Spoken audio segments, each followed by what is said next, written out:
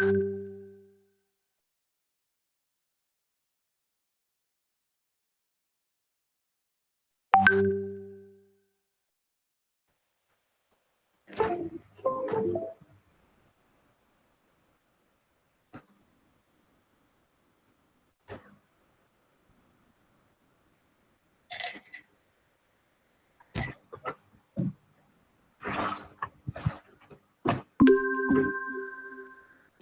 Assalamualaikum warahmatullahi wabarakatuh. Selamat tengah hari semua.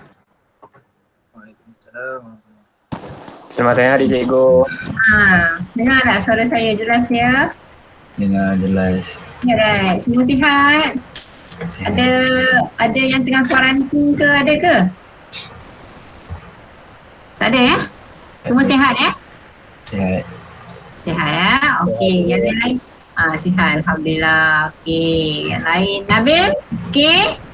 Bazli? Mushrif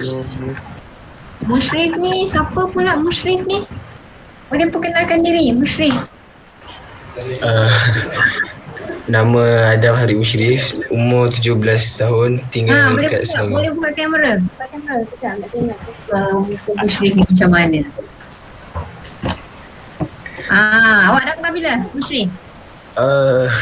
Hari Isnin. Isnin yang baru ni? Baru masuk semalam. So sebelum ni awak kat mana? Dekat Ulu Langat, Mat Tafiz dan Najah. Okey, so macam mana boleh mohon masuk inisial pula? Satu sebab ada kawan kat sini. Okey, siapa tu? Sama kelas? Asfar. Asfar. Okey. So Asfar tarik ajak masuk sini. Okey, mana Asfar? Asfar mana Asfar? Asfar? Ya, saya cikgu. BFM ke? Tak ada lah. Tak ada? Junior. Alright, okey. So, tak apa. Terima kasih Mushrif ya. Okey, so kita sebenarnya kita dah masuk bab 3. Okey, hari ni adalah hari kelas ketiga lah untuk bab 3. Okey, pernah belajar kimia tak ni Mushrif? Tak pernah. Tak pernah okey. Buku kena beli. Okey, pertama yang wajib ada ialah buku teks wajib ada. Okey, kena beli. So beli dekat online lah, dekat Shopee. Yang lain semua dah beli kan? Nabil, Bazli dah beli ke belum Bazli? Dah ada buku belum Bazli? Dah ada. Dah okey. So yang lain-lain saya tak ada risau sangat sebab yang lain-lain tu semua student senior lah. Senior lah sikit daripada Mushrif. Okey. So hari ni kita akan sambung. Okey, kita akan pergi kepada siapa yang ada buku teks boleh buka buku teks. Saya akan masuk ke bahagian hari ni berkenaan dengan konsep mol. Okey, so tolong buka buku teks semua So buku teks kimia kita. Okey, yang ni buku yang kena beli nanti Mushrif. Okey, kimia tingkatan 4, syllabus KSSM. Gambar iceberg. Okey, ada gambar iceberg kat sini. Okey. So, kita akan pergi kepada subtopik 3.2, konsep mol. Okey, so konsep mol kita akan tengok dekat sini macam cikgu bagi tahu. Kita akan ada banyak pengiraan sebenarnya. Okey, so mungkin akan agak mengconfusekan. Okey, tapi jangan risau. Okey, kita akan ada formula yang kita kena guna pakai. Faham formula, faham macam mana nak aplikasikan formula tu. Okey, so lepas tu kita boleh pakai dengan mudah sahaja. Okey, so cikgu nak kongsikan ini slide yang kita akan tengok hari ni. So nanti Mushrif kena tengok link, saya akan bagi balik link kelas kimia yang sebelum-sebelum ni.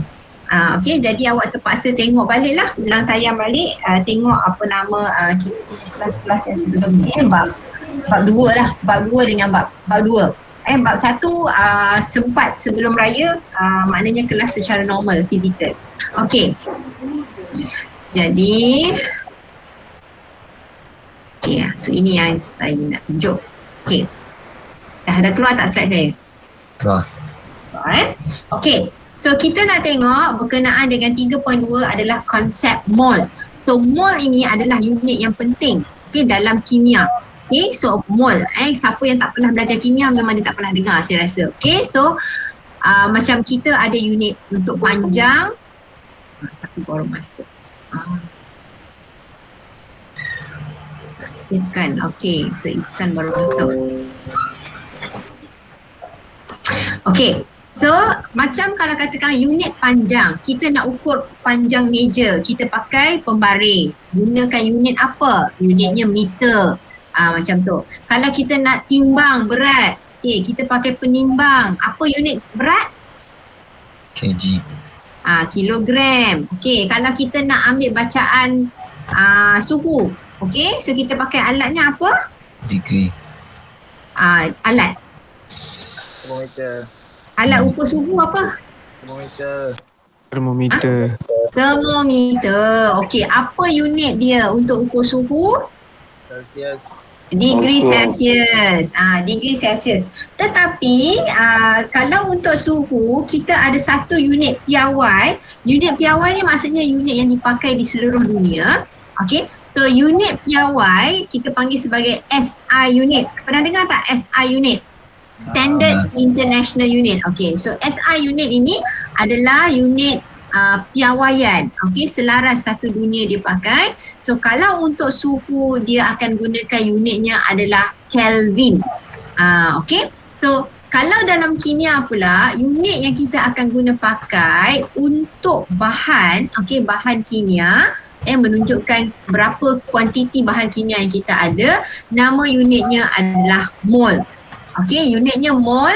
Okey, tulis unitnya pun MOL juga, mol. Macam tadi kalau panjang meter, kita eja kita pakai simbolnya adalah M. Tapi kalau unitnya mol, kalau apa kuantitinya mol, unitnya adalah mol juga. Tadi kalau panjang, kuantitinya adalah meter. Okey, unitnya adalah, simbolnya adalah M. Okay, so kalau mol simbolnya MOL juga. Okay, so apa itu mol? Okay, so kat sini saya nak tunjukkan contoh dekat sini. Okay, yang ini kalau kita nampak dalam kita punya penggunaan seharian kita, kalau kita katakan ini sepasang stokin, kan? Sepasang stokin, sepasang kasut. Apa nama ni? Kita katakan, bila kita katakan sepasang, maksudnya ada berapa dalam tu kuantiti dia? Ada berapa? Sepasang mata, maksudnya ada berapa biji mata? Dua. Sepasang stokin, okey, sepasang stokin maksudnya ada dua helai ataupun dua helai stokin. So itu kita katakan sepasang. Okey, kalau macam ni, bunga ros ni awak nampak kat sini. Okey, so saya katakan ini adalah 1 dozen bunga ros. So maksud 1 dozen tu, 1 dozen, kalau English disebut dozen. Okay, so 1 dozen ada berapa tangkai kat sini? Nampak tak? Cuba kira 1 dozen. Pernah dengar kan unit dozen? Pernah. Dozen. Okay. So kalau 1 dozen maksudnya ada berapa? Berapa? 12. Ni kena ingat ni. Okay, so kalau 1 dozen maksudnya dalam tu ada 12. Tak kira lah 12 apalah. Kalau macam kat sini saya bagi contoh ni bunga ros ni, tangkai bunga ros. So saya katakan saya nak beli 1 dozen. Okay, so saya cakap dekat penjual tu saya nak beli 1 dozen. Okay, so 1 dozen dia kena tahulah ada berapa. Should be 12 tangkai. Okay, so kalau dalam kimia, okay, so ini saya bagikan gambar katakan molekul, gambar bahan struktur zarah dalam bahan kimia. So macam mana kita nak panggil unit dia ni? Kita nak panggil unit apa? Inilah yang kita panggil sebagai mol. Okay, so tadi stokin 1 pasang. Kalau bunga ros ni 1 dozen. Okay, so kalau 1 mol, macam 1 mol, apa maksud 1 mol pula? Okay, so mol itu adalah unit pengukuran yang kita akan guna pakai. Okay, so ini dijelaskan apa maksud mol. Okay, jangan susah hati yang tak ada buku teks. Okay, macam Mushrif. Okay, gambar dalam slide ni. Okay, gambar dalam slide ni saya bagi ni. Nampak Mushrif ya? Mushrif? Mushrif dah hilang lah. Okay, so gambar ni adalah gambar daripada buku teks. Okay, muka surat 50 sama sahaja. Okay, apa itu mol? Okay, kita tengok maksud mol dekat sini. Mol adalah unit SI untuk kuantiti sesuatu bahan. Okay, apa itu SI? Standard international unit. Okay, S itu standard, I itu adalah international. So standard international unit. Okay, so mol ini adalah standard international unit, unit antarabangsa, unit piawai. Okay, so apa maksud satu mol? Okay, ini penting ni. Satu mol bahan maksudnya terdapat 6.0221476 darab 10 kuasa 23 entiti asas bahan. Okey, so nilai ni banyak kan? Okey, cuba tengok nilai ni sangat banyak titik perpuluhan. Okey, tetapi nak mudahkan awak hanya ingat nilai dia, kita bundalkan menjadi 6.02 darab 10 kuasa 23 zarah. Ni, samalah gambar ni. Nampak tak? So saya dah ringkaskan dalam gambar rajah ni. 1 mol bermaksud mengandungi 6.20 darab 10 kuasa 23 zarah-zarah. Zarah-zarah. Okey, so nilai ini kita panggil dia sebagai pemalar Avogadro. Jadi nilai ni kena ingat. Okey, kalau tak ingat pun nanti dalam soalan akan diberikan. Sebab apa? Sebab dia adalah satu pemalar. Sekejap ya.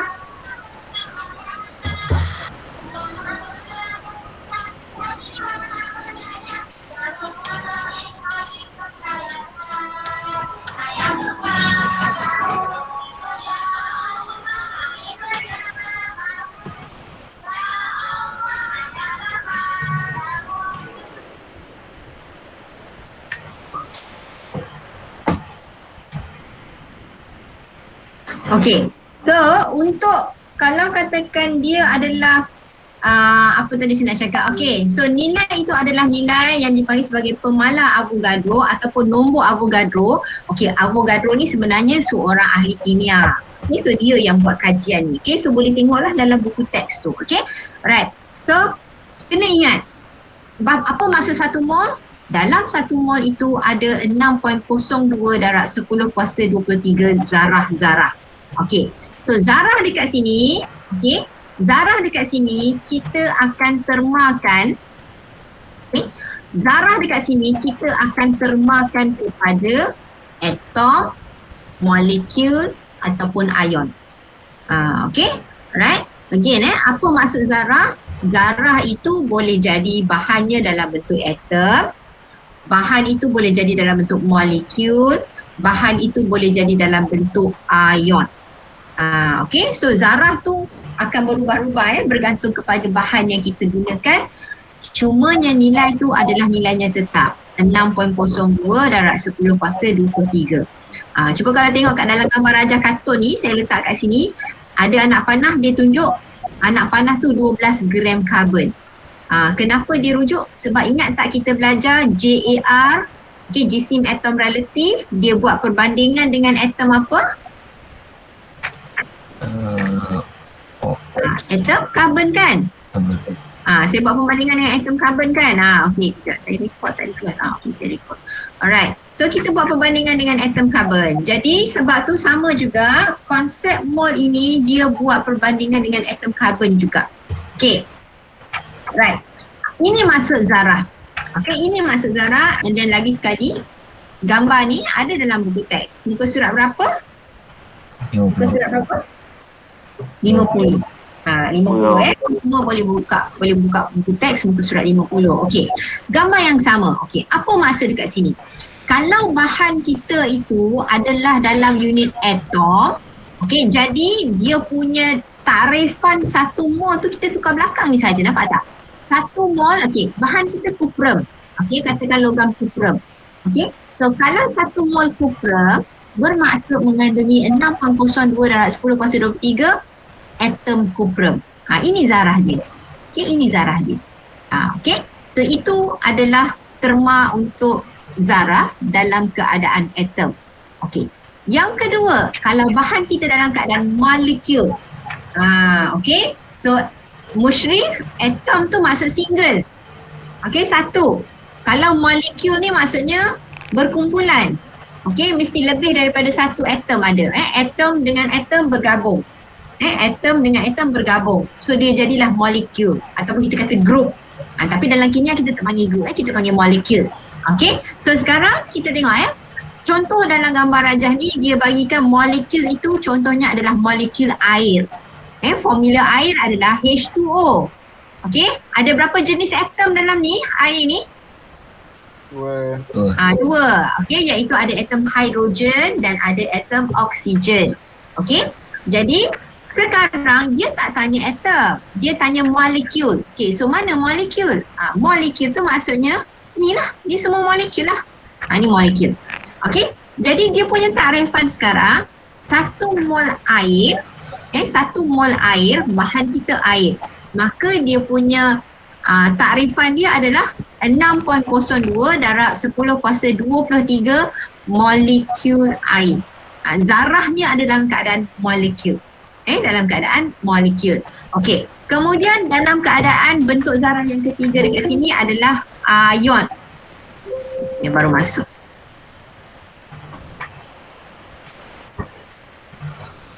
Siapa? Arif. Okey, Arif baru masuk. Oh, saya lupa. Sebelum tu, tuliskan kehadiran. Okey, kehadiran hari ni berapa? 3 Ogos. Okey, so tolong tulis nama dekat bahagian chat. Okey, sambil-sambil tu. Right. Okey, so jenis zarah yang ketiga dekat sini bila mana zarah kita wujud dalam keadaan ion. Okey, contoh dekat sini saya bagi bahannya adalah natrium klorida.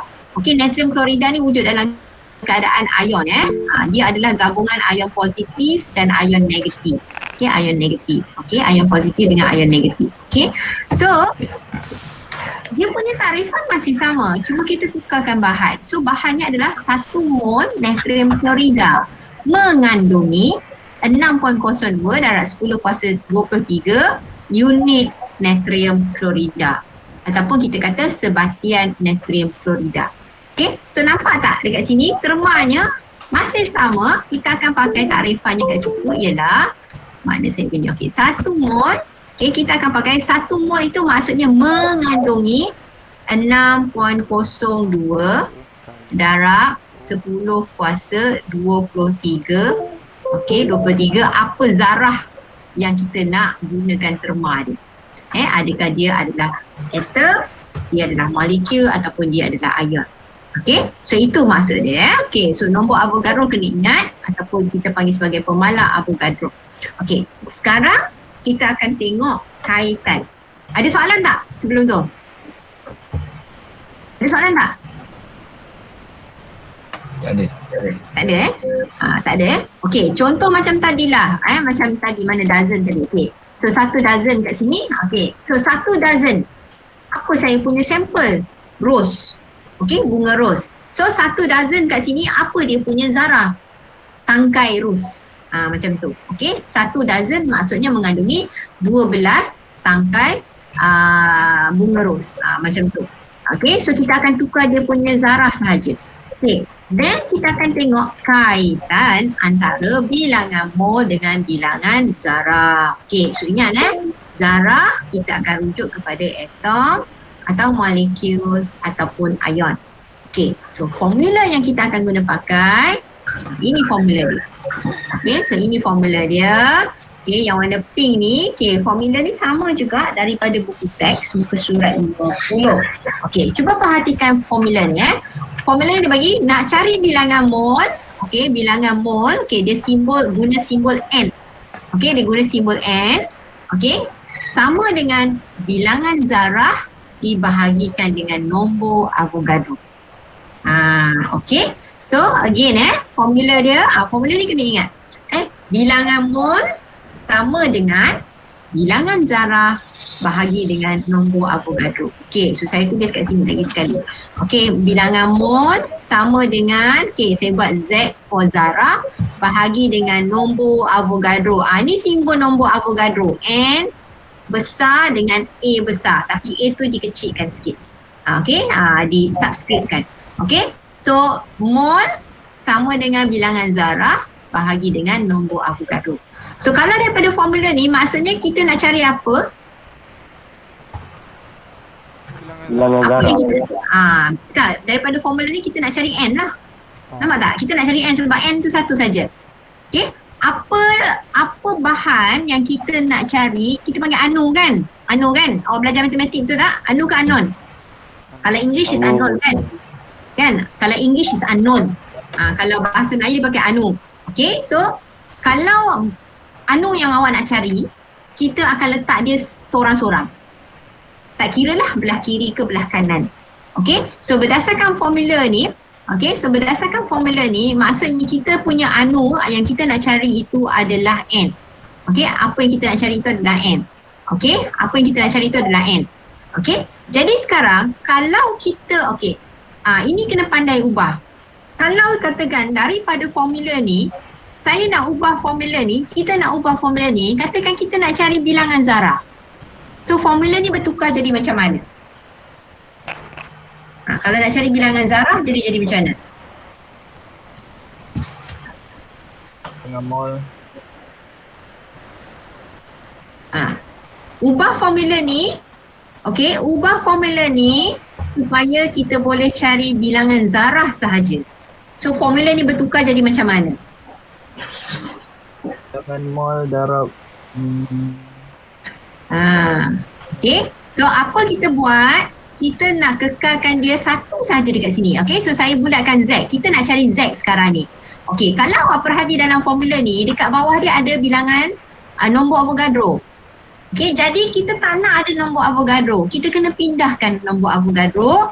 Kenapa kena pindahkan? Sebab kita nak cari Z. Sebab saya dah kata benda yang kita nak cari, kita kena biarkan dia sorang-sorang. Okay, biarkan dia sorang-sorang. Tak kira lah letak dia belah kiri ke belah kanan. Okay, so sekarang ni kalau awak tengok formula asal Z bahagi nombor Avogadro. Kita nak cari Z. Jadi apa kita kena buat nombor Avogadro ni yang dekat bawah ni?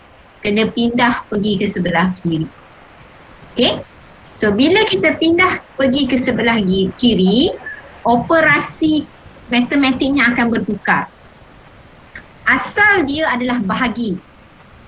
Okay, sekarang bila kita pindah ke sebelah kiri, operasi bahagi bertukar lawannya menjadi operasi Darab. Okay, jadi apa akan berlaku? Maka kita akan letak NA dekat belah kiri ini dan dia akan jadi operasi darab dengan bilangan mol. Nampak tak formula dah bertukar? Okay, formula dah bertukar. Okay, so faham tak ni matematik ni? Faham. Boleh? Boleh. Formula asal yang ini. Okey, ni formula asal yang kotak pink ni. Ni formula asal. Okey, so ini formula asal. Bilangan mol, nak cari bilangan mol, caranya ialah bilangan zarah bahagi dengan nombor Avogadro. Okey, tetapi kalau soalan dia tukar, dia minta awak cari pula bilangan zarah. Kita masih pakai formula yang sama. Tetapi awak kena ubah. Okey, ubah kenapa? Sebab formula asal ni, bilangan zarah ni dia ada kawan dengan NA kat bawah. Kita tak nak. Kita nak jadikan dia sorang-sorang. Bilangan zarah tu sorang-sorang yang kita nak cari. Jadi apa kita kena buat? NA ni awak kena pindah ke sebelah.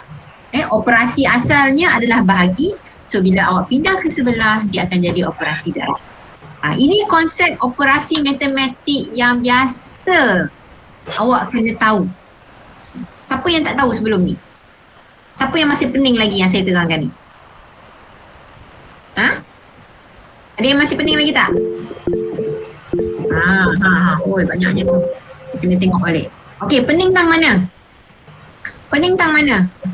Kena terang kat saya. Pening kat tang mana? Cuba cakap. Dekat formula tu. Dekat formula tu, okey. Pening macam mana tu? Mana dapat mol dia? Okey, mol akan dibagilah dalam soalan. Sekarang saya nak ajar tukar formula je tu. Okey, soalan saya faham tak macam mana nak ubah formula? Faham tak macam mana nak ubah formula? Awak dah belajar matematik kan? Awak belajar matematik? Okey, saya bagi contoh lain. Okay, saya bagi contoh lain. Ini matematik tau. Operasi matematik. Kena faham macam mana nak ubah. Okay. Dah belajar garis lurus tak? Persamaan garis lurus. Dah belajar tak persamaan garis lurus? Tak pernah dengar lagi. Oh, tak pernah dengar lagi. Okey, tak apa. Okey, saya bagi satu contoh lain lah. Kalau katakan saya bagi, okey, persamaannya adalah katakan kita akan belajar lepas ni. Okey, katakan okey, saya bagi ketumpatan. Ketumpatan. Ini fizik. Okey, ketumpatan sama dengan formula nak cari ketumpatan, formulanya adalah jisim bahagi isi padu. Ni semua orang belajar kan? Tahu kan? Ini kalau nak cari ketumpatan. Okey, kena ada data isi padu, kena ada data jisim. So macam mana nak kira ketumpatan? Jisim bahagi isi padu. Okey, ini formula asal. Okey. Tapi sekarang kalau katakan soalan minta cari jisim. Cari jisim. Macam mana nak ubah formula? Pindah. Kita nak cari jisim. Okey. Dalam formula asal ni jisim kat mana? Jisim kat atas ni. Nampak tak jisim kat atas ni? Okey. Nak cari jisim saja. So apa kita kena buat isi padu kat bawah ni? Pindah. Yes, kita kena pindahkan ke sebelah. Saya buat belah sini lah. Okay. Sebab jisim tu duduk di sebelah kanan. So saya biarkan dia belah kanan. Okay. So isi padu ni kita kena pindah pergi ke sebelah kiri sama dengan. Okay. Ni kan sama dengan ni kan. Nampak sama dengan. Jadi pindah ke sebelah. Okay. Operasi asalnya adalah bahagi. Jadi bila pindah ke sebelah dia akan jadi operasinya darab. Okay, so darab isi padu saya buat simbol V lah. V tu isi padu. Okay, so apa akan berlaku sekarang? Ketumpatan, saya buat T ketumpatan, tumpatan. Darab dengan isi padu, dapatlah awak cari jisim. Okay, faham tak? Nak ubah formula ni lagi sini. Faham? Faham. Last cikgu. Okay. Last sekali, last ni. Okay. Apa saya buat dengan isi padu tadi kat sini? Formula asal ni apa saya buat dengan isi padu ni? Cikgu ubah dia pergi ke belah. Kenapa saya kena ubah? Kenapa saya kena pindah ke sebelah kiri? Nak cari jisim. Sebab kita nak cari jisim. Ingat benda ataupun kuantiti yang macam-macam bunyi.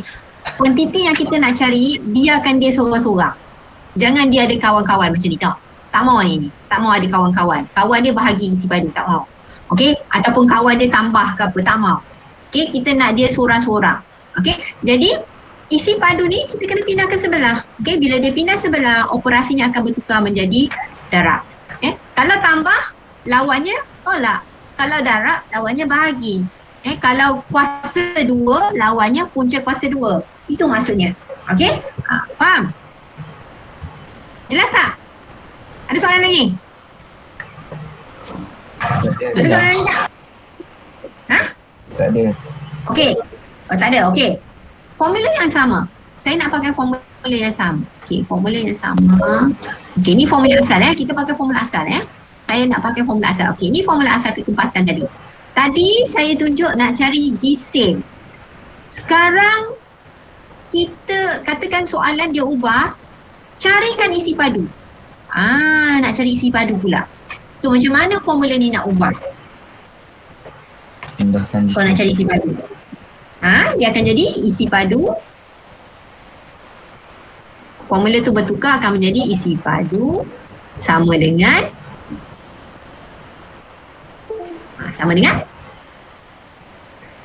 Ketumpatan.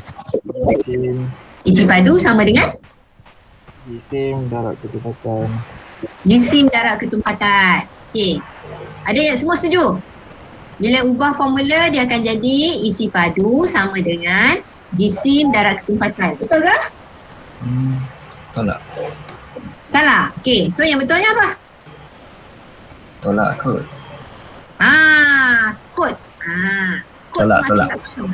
Tolak. Kenapa pula boleh tolak? Okey, tengok saya terangkan. Okey. Kenapa tolak Sebab kat sini awak kata sebab awak fikir ketumpatan ni seorang-seorang kan? Macam tu kan? Okey.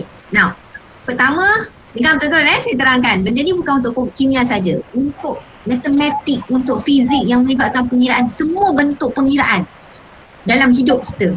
Bila awak buat pengiraan, okey, ini konsep ni, konsep ni bila nak pindah-pindah ni saya cakap. Okey, tadi saya kata kuantiti yang kita nak cari dia kena pastikan seorang-seorang, betul? Betul. Maknanya anu yang kita nak cari tu living as alone. Okey, seorang-seorang. Faham tak maksud saya seorang-seorang tu? Jangan ada unit lain, kuantiti lain dekat dengan dia. Okey? Itu yang pertama. Okey. Yang kedua, awak kena pastikan anu yang awak nak cari mesti duduk di atas. Okay. Apa maksud di atas? Kan nampak tak per ni? Kan nampak per tak? Jisim per isi padu. Nampak? Per tu, isi padu ni duduk dekat mana? Bawah. Bawah. Okey? Kita kena pastikan kuantiti yang kita nak cari tu kena duduk dekat atas. Okey. Kalau ketumpatan seorang-seorang ni maksudnya dia dekat atas ke kat bawah? Ke atas. Sebab maksud dia ketumpatan per satu. Nampak tak? Itu maksud dia, ketumpatan per satu. Semua ni ada per. Tapi bila dia seketul macam tu, actually dia ada per. Tapi per satu. So kalau per satu, maksudnya tak ada apa-apa kan? Sama lah macam tu kan? Betul tak? Betul. Jelas tak? Okay. Alright. So sekarang ni apa kita akan buat? Okay, saya dah kata kita nak cari isi padu. Isi padu, kalau kita nak cari, kita kena biar dia seorang-seorang dan dia kena duduk dekat atas. Asal kejadian dia duduk dekat bawah. So macam mana nak jadi dia naik atas? Okey, caranya ialah kita kena pindahkan dia kat sebelah ni dulu. Pindah dulu dekat sebelah. So bila dia pindah ke sebelah kiri, dia akan jadi operasi apa? Darab. Dia sebenarnya bila ni sekarang saya ubah formula tu, dia akan tumpatan. Okey. Dia akan jadi darab isi padu sama dengan Jisim. sama dengan jisim. Okey. Sekarang semua ni dah tak ada atas, tak ada bawah. Semua duduk dekat atas. Berdiri sama tinggi, duduk sama rendah sekarang ni. Semua ke atas. Okey. Jadi berbalik kepada objektif kita nak cari isi padu. Okey, so apa kita nak buat sekarang? Okey, so isi padu dia dah duduk kat atas, kat sebelah kiri. Okey, so tak kisahlah dia duduk belah kiri pun boleh. Jadi formula ni akan bertukar, maka isi padu sama dengan, so isi padu sama dengan Jisim bahagi ketumpatan. jisim bahagi ketumpatan. Okey. Nampak tak? So bukan tolak. Okey? Faham tak saya terangkan ni? Macam mana nak ubah formula? Sebab apa kan? Sebab apa ni? Penting tak penting ni? Kan saya kata tadi, cara nak ubah-ubah formula untuk pengiraan matematik ni, awak akan kena pakai sampai mati. Okey? Sampai mati awak akan pakai. Kalau awak tak faham macam mana nak pindah, faham apa? Faham saya cakap tadi, anu yang nak cari kena seorang-seorang. Anu yang kita nak cari kena duduk dekat atas. Tu konsep ni. Awak tak reti pindah, pindah sebelah nak kena tambah ke, nak kena bahagi ke, nak kena kuasa dua ke. Awak tak faham yang itu, sampai habislah, sampai ketua lah awak tak faham macam mana nak buat matematik. Mungkin awak faham tapi pemahaman awak salah. Bila pemahaman awak salah, pengiraan awak salah. Okey? Jelas tak? Jelas. Okey. So balik kepada tadi, okey, kita balik pada ni. Okay. So formula ni awak kena ingat formulanya nak cari bilangan mol. Okey, bilangan mol sama dengan bilangan zarah bahagi dengan nombor Avogadro. Nombor Avogadro memang akan diberikan dalam soalan ataupun awak dah boleh ingat lah daripada sekarang. Berapa nilai nombor Avogadro? 6. Kita akan pakai berapa? 6.02. Kuasa 23. 6.02 darab 10. 10 kuasa 23. Okey. Semua orang ada kalkulator tak sekarang? Ada. Okey, tolong ambil kalkulator letak kat sebelah awak sekarang ni. Kalkulator saintifik. Saya tak nak kalkulator yang biasa. Kalkulator yang biasa tu hanya ada tambah, darab, tolak, bahagi yang biasa tu. Okay, saya nak ada kalkulator saintifik. Okay, so mungkin handphone pun ada, yang mana smartphone tu semua dah ada kalkulator saintifik kan? Smartphone semua kalkulator saintifik tak? Boleh check. Betul ke? Siapa pakai handphone? Cuba check awak punya kalkulator dalam handphone. Mana kalkulator saya? Oh, dah tak nampak dah. Dah terhijab ke mana? Mana kalkulator saya? Okay, kalkulator saya. Tak ada. Sekejap. No. Dia just ada, okay, conversion sahaja. Data speed. Kita ada. Alright. So, tak ada. So, kena pakai scientific calculator. Okay. Sekarang, saya nak ajar awak tekan kalkulator. Okay. Macam mana nak tekan 6.02 darab 10 kuasa 23? Okay. Macam mana nak buat? Okay. Tekan 6.02 macam biasa.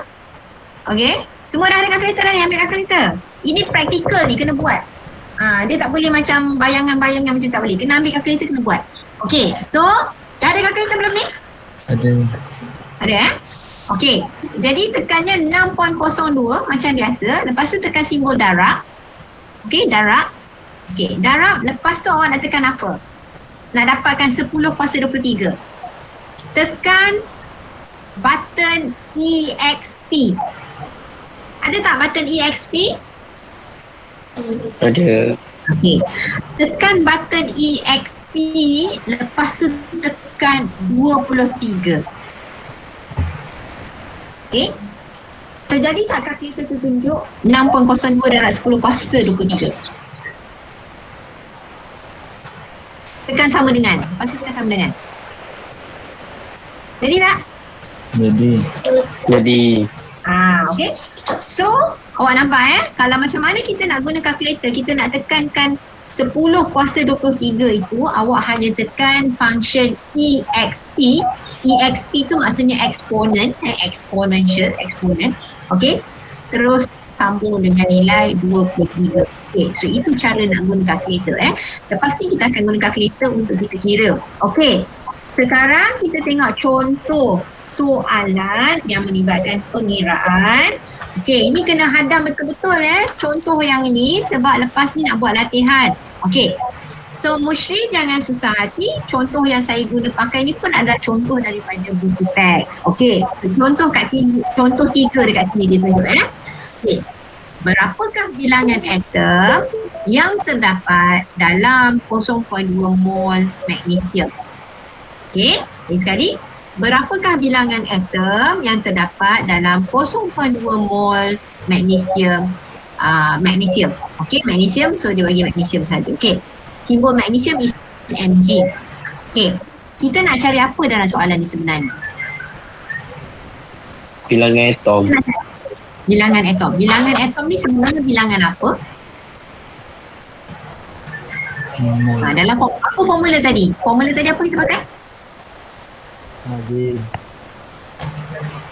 Tadi apa formula?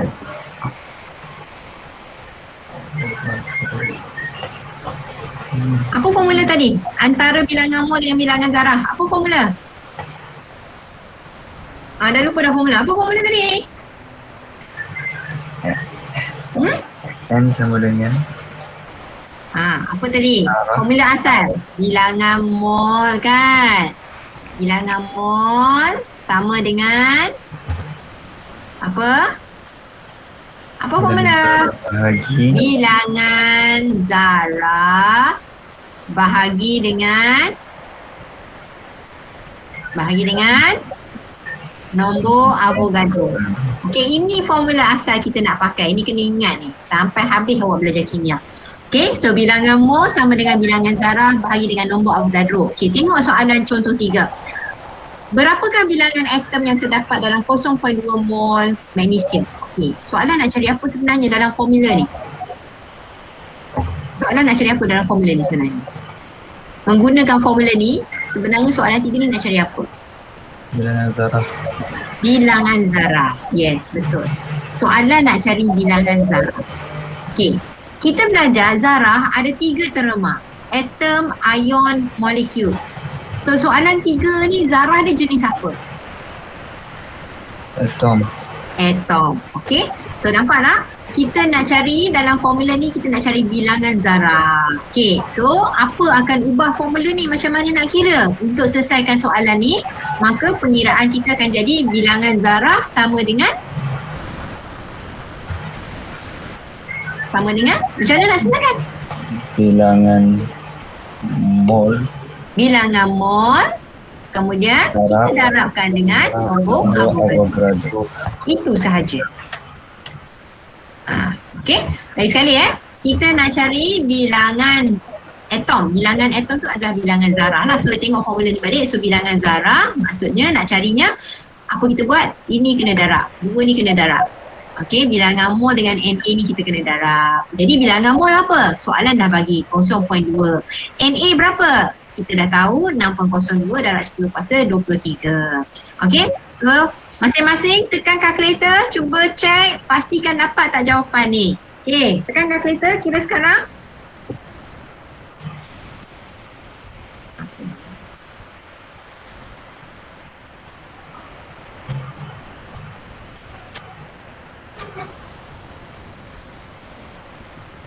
Okey, dapat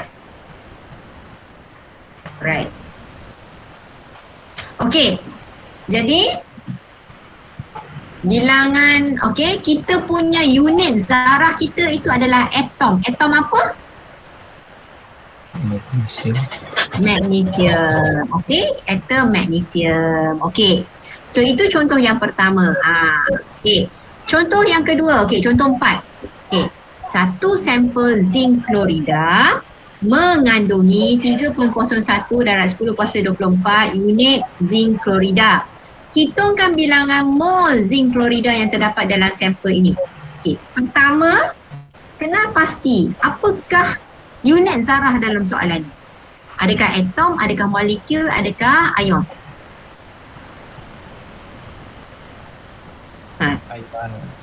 Rasa-rasa? Atom. Atom, adakah atom, adakah molekul, adakah ion? Ion. Ion. Tak boleh atom. Kalau awak jawab atom, salah. Kenapa? Atom dia kena satu je, seketul je, nampak tak? Tapi dalam soalan ni dia bagi zinc klorida, gabungan. Okay, so bila dia gabungan, mungkin awak kata dia molekul. Okay, tapi yang lebih tepat adalah ion. Sebab apa? Ini adalah gabungan ion positif dengan ion negatif yang mana dia membentuk sebagai sebatian ion. Macam kita belajar hari tu jisim formula relatif. Macam mana nak tahu sebatian ion? Mesti mula dengan unsur logam bergabung dengan unsur bukan logam. Okey. So yang ini kuantiti zarahnya adalah ion. Okey. So sampelnya adalah zinc klorida. Okey, dia dah bagi ni 3.01 darab 10 kuasa 24 unit zinc klorida. Okey, tengok formula ni. So 3.01 darab 10 kuasa 24 ni apa benda ni dalam formula ni? Adakah bilangan mol, adakah bilangan zarah, adakah Na? 3.01 darab 10 kuasa 24 ni. Bilangan zarah. Dia adalah bilangan zarah. Jadi tengok dalam formula ni kita letak kat sini. Okey. Soalan suruh cari apa? Hitungkan bilangan mol. Awak nak cari bilangan mol. Jadi awak boleh terus guna formula ni. Nak cari bilangan mol sama dengan bilangan zarah. Dia dah bagi 3.01 darab 10 kuasa 24 dibahagikan dengan Na. Okey, terus bahagi. Okey, bagi terus macam ni. Okey? Alright? Okey. Semua ada kalkulator kan? Saya nak awak tekan kalkulator. Cuba tekan kalkulator, saya nak tengok berapa dapat jawapan.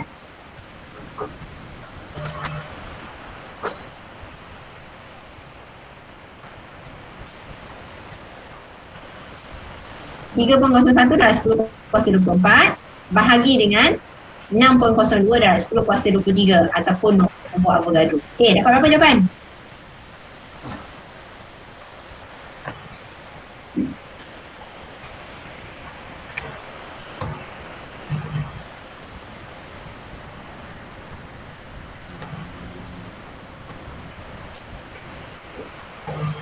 Berapa? Irfan ada? Irfan, berapa Irfan?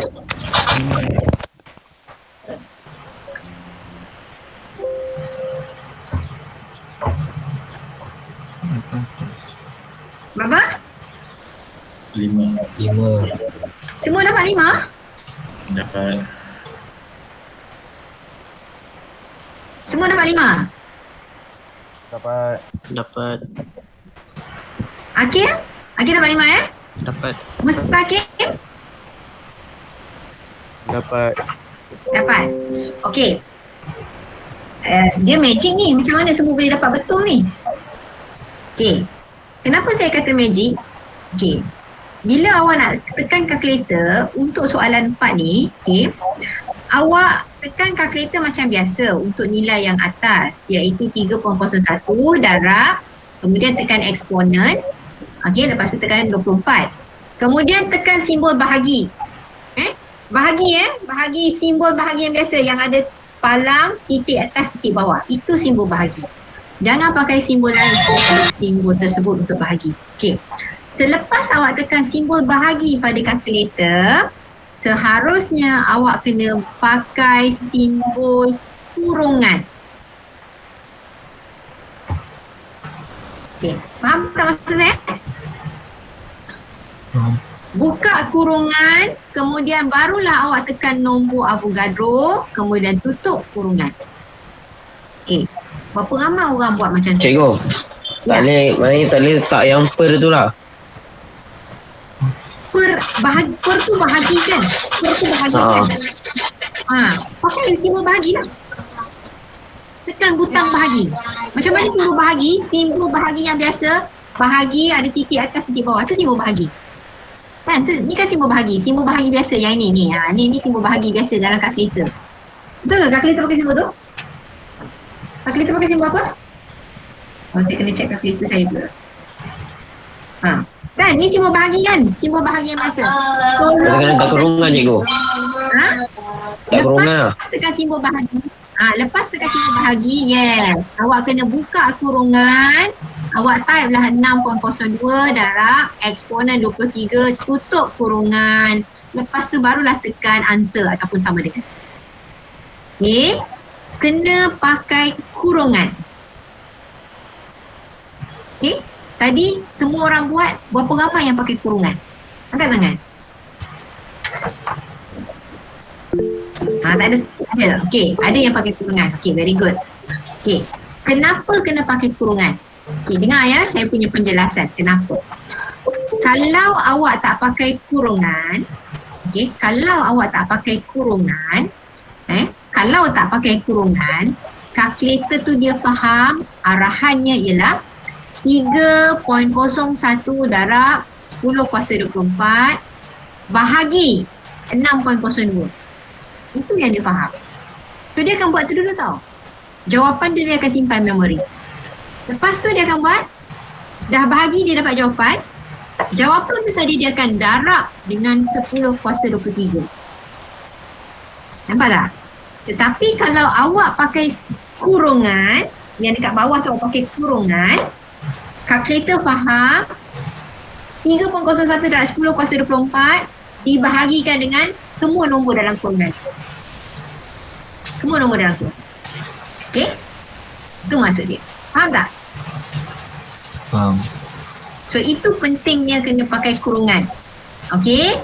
Kenapa penting? Sebab nombor dekat bawah ni ada eksponen. Nombor dekat bawah ni tadi, nombor yang dekat bawah, mana dia? Nombor yang kat bawah ni tadi ada eksponen. Ni kali 10 kuasa 23 ni. Ni eksponen.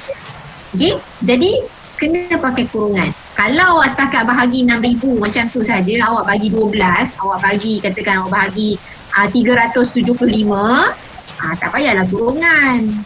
Tapi bila nombor tu dalam bentuk eksponen, awak kena buat dalam kurungan. Okey? So itu contoh dia. Okey. So dalam contoh 3 dengan contoh 4, awak dah tengok dari formula asal macam mana dia ubah formula. Okey, soalan 3 nak cari bilangan zarah. Soalan 4 kita nak cari bilangan mol. Ubah formula tu tadi. Okey. Ada tak soalan? Faham tak? Faham. Ada soalan tak? Boleh tak ni? Lepas ni nak buat latihan ni? Lepas ni nak buat latihan ni? Boleh tak ni? Ya, boleh. Boleh InsyaAllah Okay, right. Dia macam faham. Okay, nanti kita test. Kita buat latihan, nanti kita test. Tengok Okey. Contoh yang kelima kita nak kaji dekat sini. Okey, tengok contoh kelima kat sini soalan dia. Sebuah balang gas berisi 2 mol gas oksigen. Okey. Apa formula gas oksigen? 16. Formula kimia. Formula kimia gas oksigen. Macam mana 16 tu nombor jisim ataupun nombor nukleon? Saya tanya macam mana nak tulis formula kimia gas oksigen? Oh. Kalau O saja salah. O2. Ini dah bagi dalam soalan ni sebenarnya, dah bagi pun. Okey. So, sebuah balang gas berisi 2 mol gas oksigen. So formula nak tulis gas oksigen adalah O2. So kalau O2 macam ni, adakah dia atom ataupun adakah dia molekul ataupun adakah dia ion? Atom. Dia adalah Molekul. molekul. Siapa jawab atom tadi? Salah. Kan saya dah kata atom itu mesti seorang-seorang. Kalau O sahaja, yes, atom. Sekarang dia O2. So dia adalah molekul. Okey, ingat ini adalah molekul Okey. So dia bagi soalan, sebuah balang gas berisi 2 mol gas oksigen. Okey, so gas oksigen formula dia dah bagi O2. This is a molecule. Okey, soalan A. Berapakah bilangan molekul oksigen di dalam balang gas itu? Okey, lagi sekali saya tulis formula macam mana nak kaitkan. Okey, apa formula kita nak pakai? Apa formula kita nak pakai tadi? O2. Bilangan mol. Okey, bilangan mol saya pakai simbol N sahaja. Okey, bilangan mol lepas tu sama dengan bilangan zarah. okey, sama dengan bilangan zarah. Okey, bilangan zarah. Okey, zarah bahagi dengan nombor Avogadro. Ini formula asal kita, ingat. Okey, jadi soalan A dia kata berapakah bilangan molekul? So apa yang kita nak cari dalam formula ni sebenarnya? Kita nak cari N ke kita nak cari bilangan zarah ke kita nak cari NA? Bilangan zarah. Okey, kita nak cari bilangan zarah. So formula ni berubah. Bilangan zarah sama dengan Bilangan molekul. bilangan zarah sama dengan ubah formula.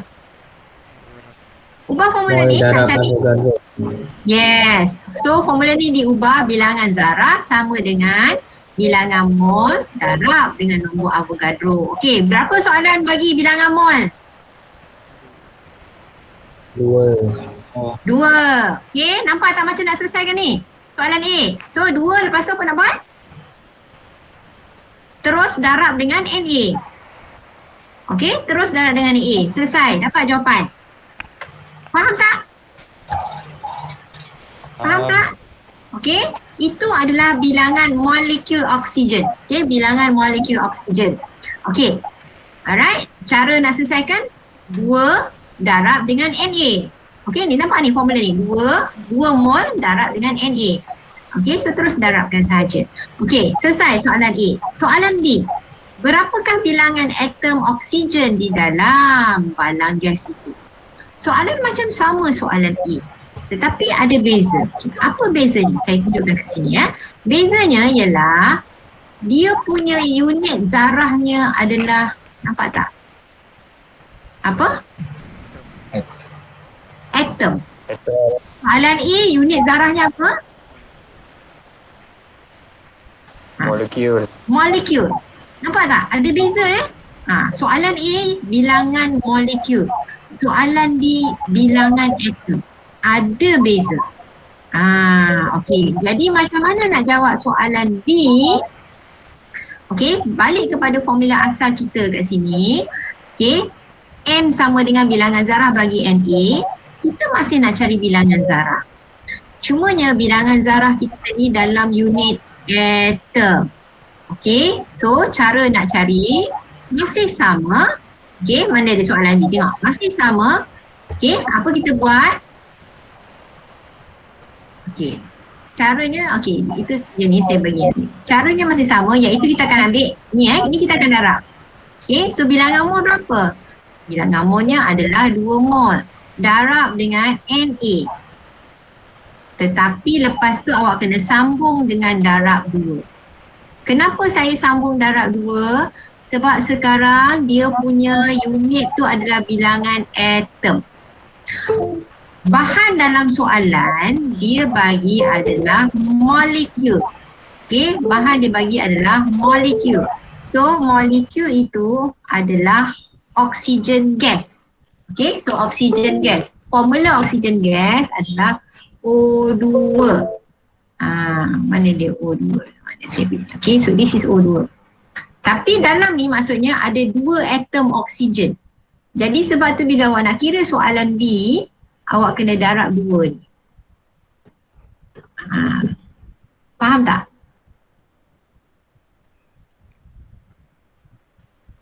Jelas tak ni? Jelas ke tak jelas? Faham tak ni? Faham. Okey. Sekali lagi kau. Berhati-hati. Okey, saya ulang sekali lagi Soalan B dia minta bilangan atom. Okey. So macam mana nak selesaikan? Kita masih pakai formula yang sama. Okey, iaitu kita nak cari bilangan zarah. Okey, so formulanya akan jadi N bilangan mol darab dengan nombor Avogadro. Okey, berapa mol dia bagi dalam soalan? 2 mol. Darab nombor Avogadro. 6.02 darab 10.23. Tetapi sebab dia nak bilangan atom, nampak tak ni? Ini bahan kita, O2, molekul. Tapi soalan B dia nak bilangan atom. Dalamnya ada berapa atom oksigen? Ada 2. So awak kena darab 2. Itu maksud dia. Okey, so selesaikan. Okey, selesaikan. Jawapan dia dah bagi dah tu. Okey. Right?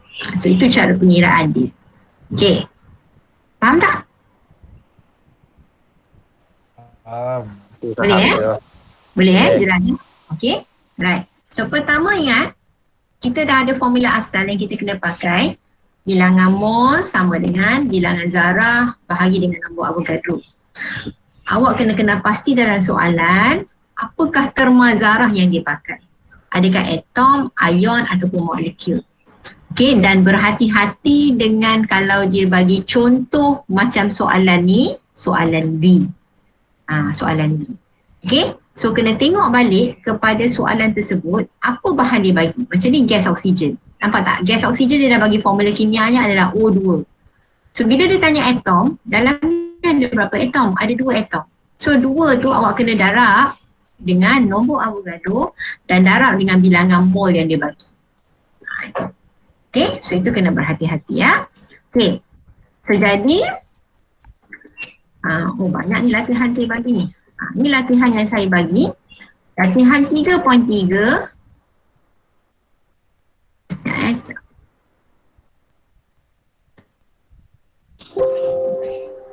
Okay, so ini sebagai latihan, homework saya bagi. Latihan 3.2, okay, dan latihan 3.3. Okay, alright. So ini kejap lagi saya akan bagikan ni dalam WhatsApp. Okay, so saya akan bagi nota ni dalam WhatsApp. Jadi tolong buka, tolong tengok. Dan saya nak semua orang cuba.